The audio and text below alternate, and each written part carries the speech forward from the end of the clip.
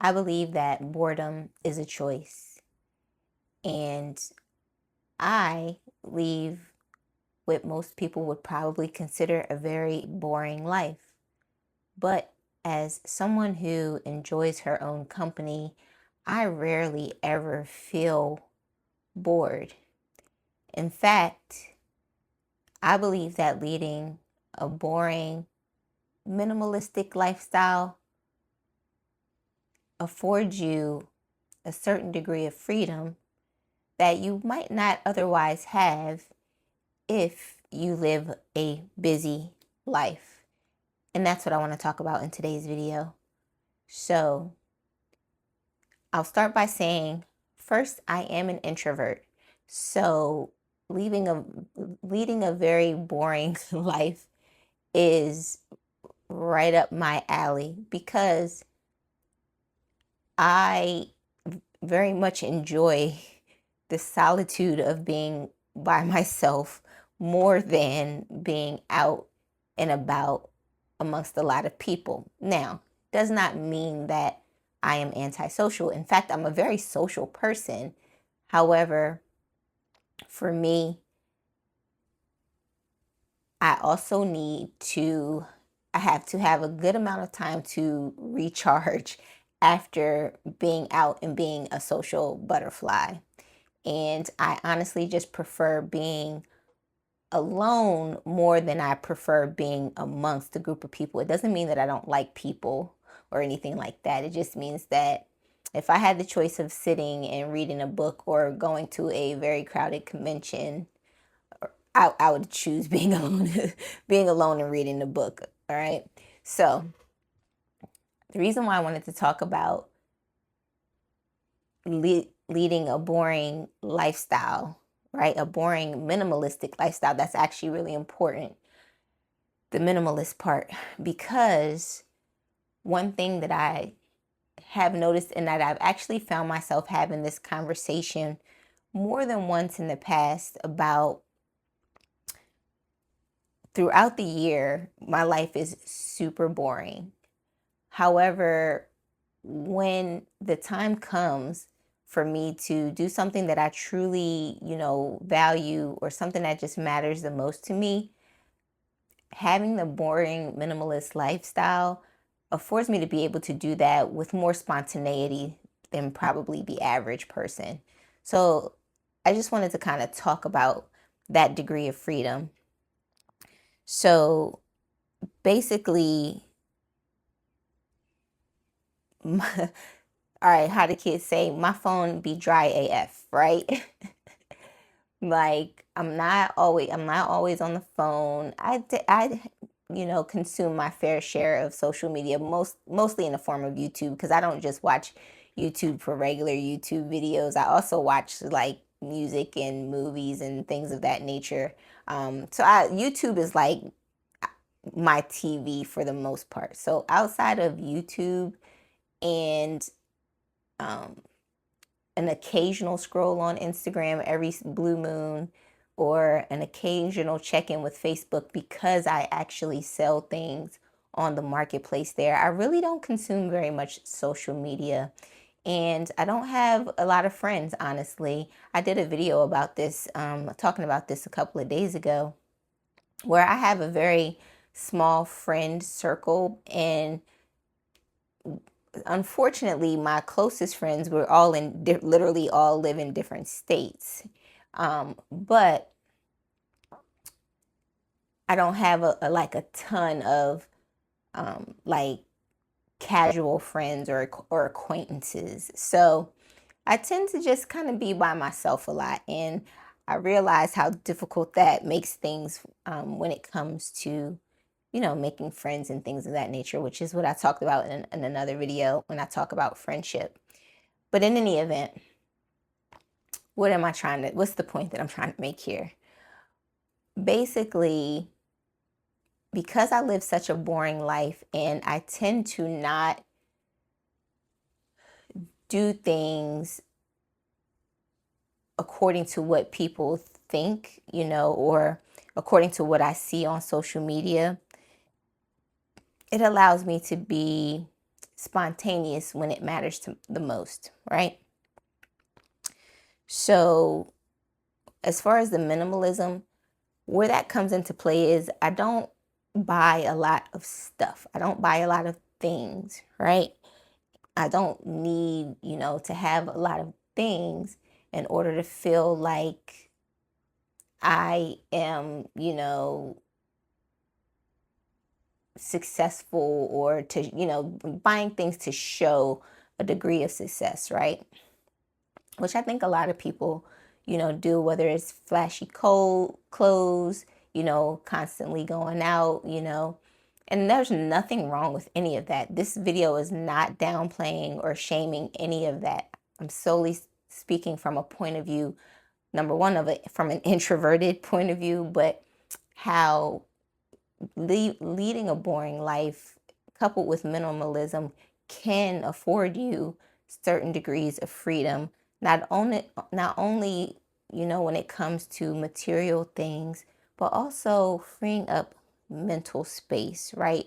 And bandwidth to do other things. Because when you live a boring life, you're not playing into the, keeping up with the Joneses, right, mentality, or the, constant pressure to be out and about and doing things, right? Because if you're not out and about and doing things or constantly consuming, then you're lazy, right? That's what society tells us. And if you're lazy, you're not successful, or you're not, worthy, right, of success.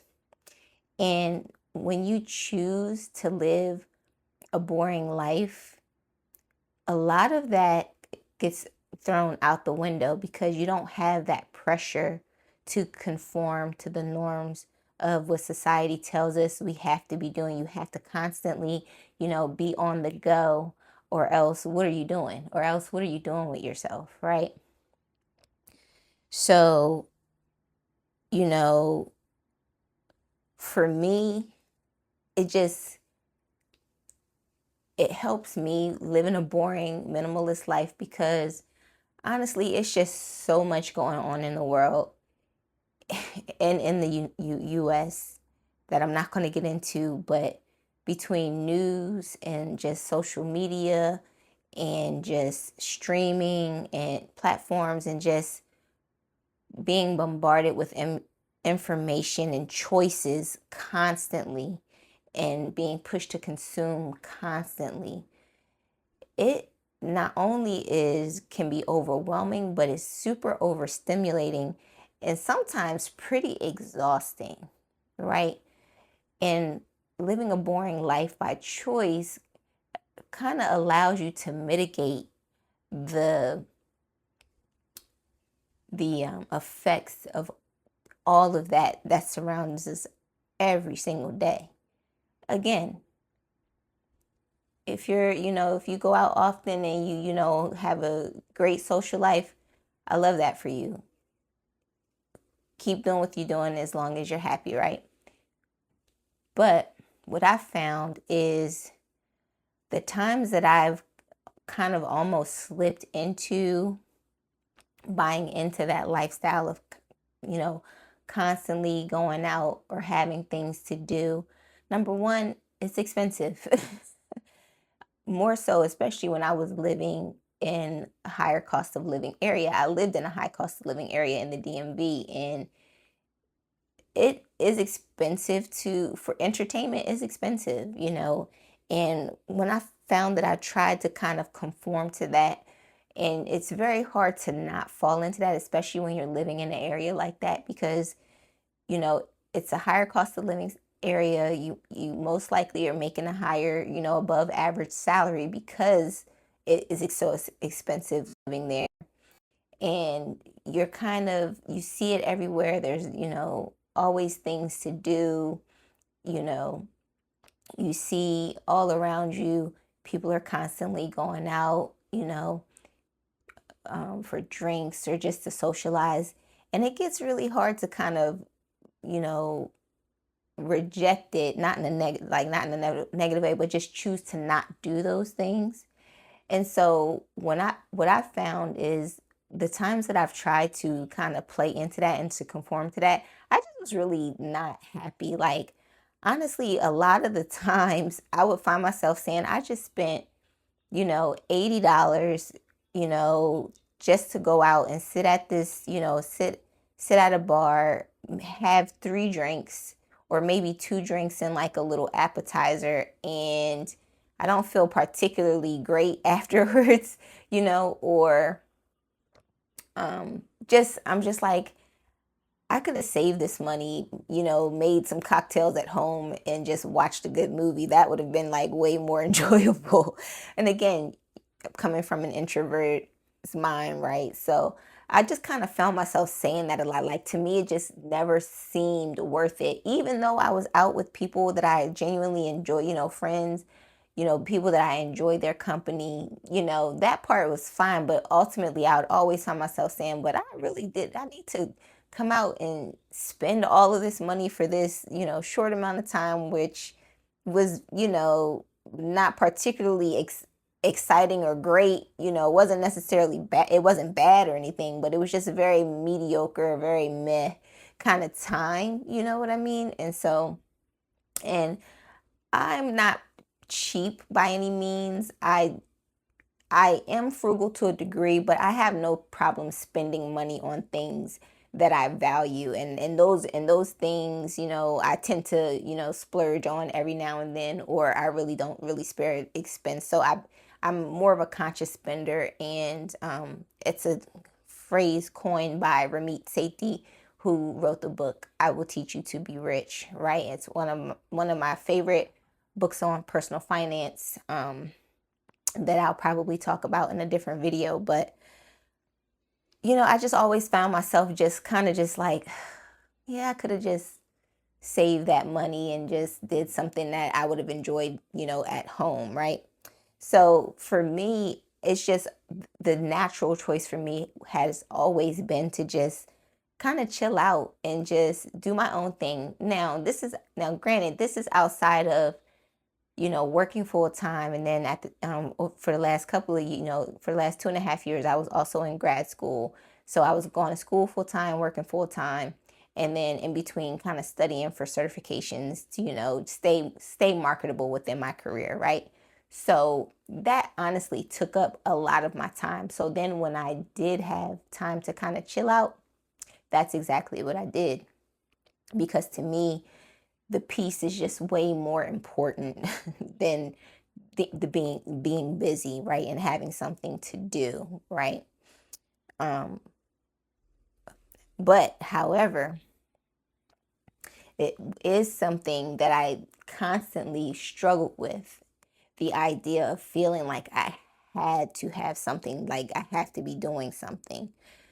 And more recently, once I kind of realized what I was dealing with, which was burnout, I really had to kind of make more of a conscious effort, and force myself to kind of be still and just be okay with not doing anything. But overall, this is more like a bigger picture in the grand scheme of everything, not just the micro moments or the short term moments in my life. But generally speaking, I've always had a very boring life. If it wasn't academically, academically fueled, I should say. Outside of that, but then what would happen is I'd turn around and be like, okay, I need a break. So I'm going to go take, an international vacation for a few weeks. And I could just jump up and do that without giving it a second thought. Or if there's something that I really, want, that matters to me, that I feel is important, or, that I just want to splurge on, mainly tech, I could just stop and I could just get that thing, because I'm saving money because of the minimalism, right? Not constantly buying things, not spending unnecessary money constantly, So that allowed me to save a lot more aggressively, so that on the times when I did want to splurge on something, I'd have no issues with doing it. In the boring life, again, because I'm not constantly going out or buying things or doing things to kind of show everybody the highlight reels of my life, trying to keep up with the Joneses, getting a very nice car and buying really expensive clothes. Those things are really nice to have. And I've gone through a stint in my life where I did those types of things, but I've always kind of reverted back to the boring, minimalistic, partially frugal lifestyle that I've, led for years. And I enjoy the pockets of spontaneity that it affords me.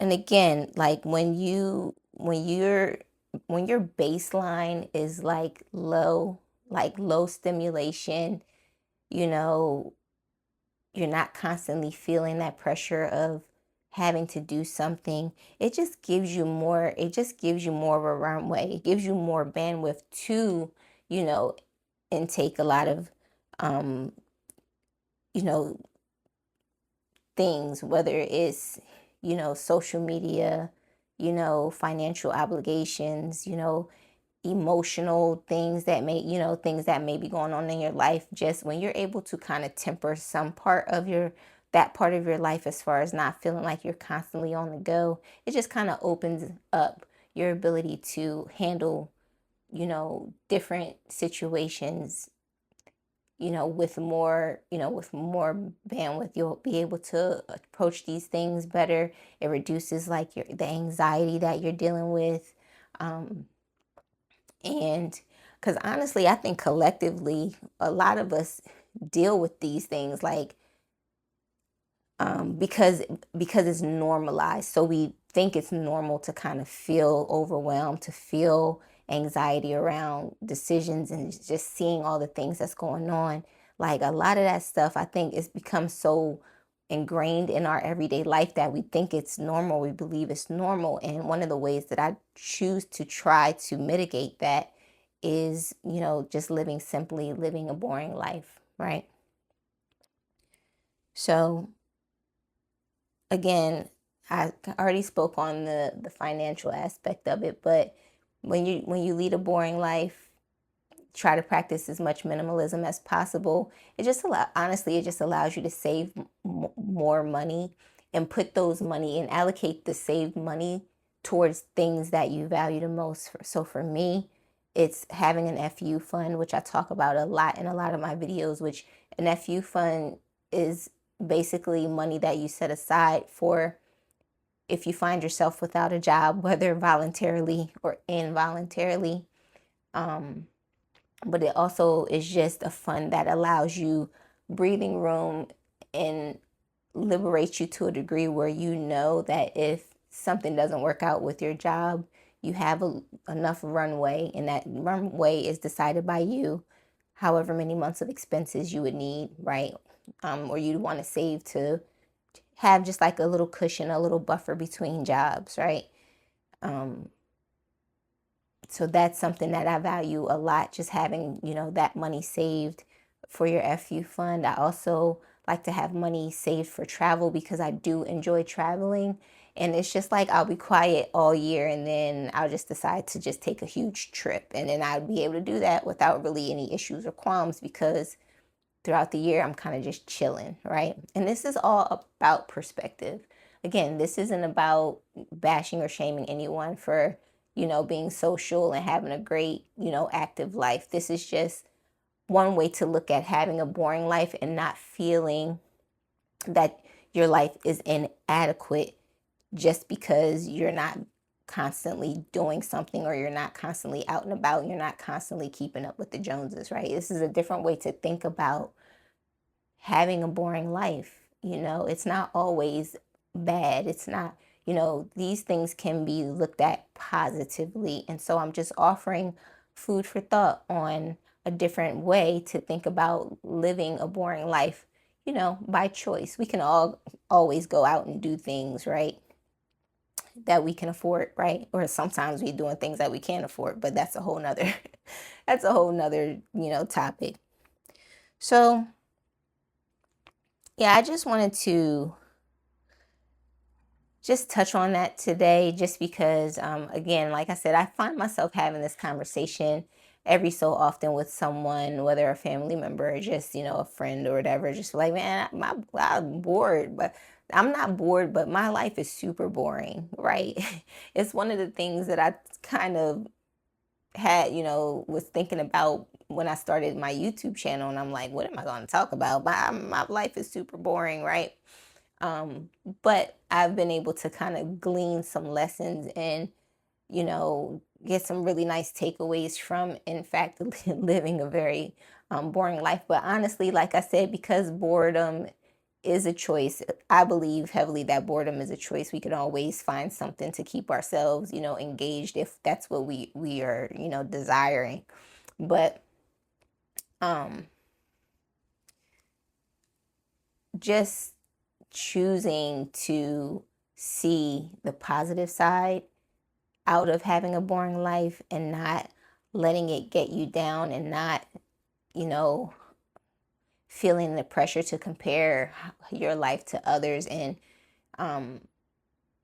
that's really just the takeaway that I wanted to leave you with today, is just a boring life can, actually buy you a degree of freedom that you may not have considered before. For me, it allows me room to be spontaneous when it comes to making decisions or making purchases that matter to me the most. So maybe it could do the same for you, right? So that's all I got for you today. Thank you so much for hanging out with me and talking about living a boring life, how that can give you a level of freedom which will allow you to make room for things that matter to you most. Let me know in the comments what's one thing that you would do spontaneously if you could, without having to think about keeping up with the Joneses and everything else that comes along with with the status quo in society, right? Let me know. And thanks again for hanging out. And until next time, I will see you in the next video. Take care.